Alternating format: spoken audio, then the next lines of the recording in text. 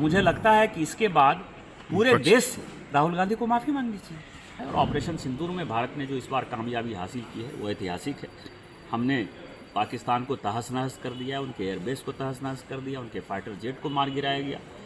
Important ये है कि जो लीडर ऑफ द अपोजिशन उनकी जो मानसिकता है इस देश को बांग्लादेश बना देना चाहिए। उन्होंने जो क्वेश्चन उठाए हैं चुनाव आयोग के ऊपर, SIR के ऊपर, अब आप समझिए चुनाव बांग्लादेशी वोटर के नाम पर तो होगा नहीं।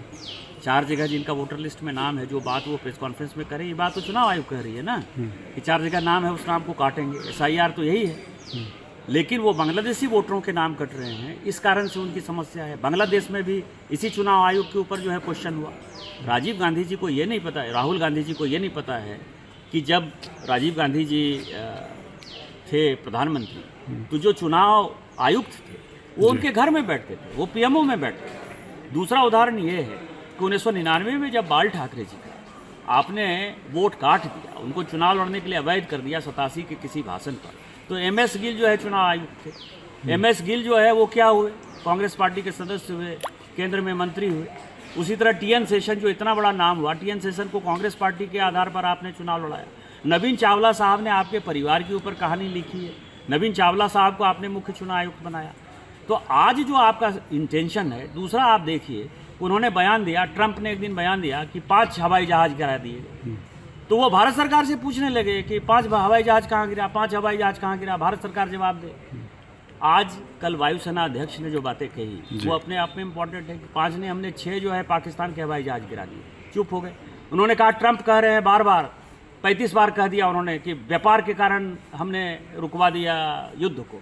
आज क्या है, माननीय मोदी जी ने कह दिया कि जहाँ तक किसानों का सवाल है, चाहे स्मॉल स्केल इंडस्ट्री का सवाल है, इसके ऊपर कोई समझौता नहीं। रूस से तेल के खरीद का सवाल है, कोई समझौता नहीं होगा, तो अपनी बात हो गई। तो मुझे लगता है कि सोरोस फाउंडेशन, विदेशी ताकत, जो कोई भी भारत की मजबूत अर्थव्यवस्था को, भारत की मजबूती को तोड़ना चाहता है, मोदी जी के तौर पर उनको मजबूत नेतृत्व नहीं चाहिए, उस विदेशी ताकतों का प्रतिनिधित्व राहुल गांधी जी कर रहे हैं और इस देश को बांग्लादेश की तरह हालात बना देना चाहिए। ये तो बात है, कल एयर चीफ मार्शल ने जिस तरह से प्रेस कॉन्फ्रेंस करके कहा कि 80 से 90 घंटे का हमें समय लगा और अगर ये लंबा चलता तो परिणाम कुछ और होता है। जो लगातार विपक्ष सवाल कर रहा था उसका सटीक जवाब था सर ये। सटीक जवाब क्या है, आर्मी जो है वो कोई पॉलिटिकल नहीं है ना। उन्होंने तो अपने मन से जो बातें थी वो बातें स्पष्टता के साथ उन्होंने बताई और मुझे लगता है कि इसके बाद पूरे देश से राहुल गांधी को माफ़ी मांगनी चाहिए।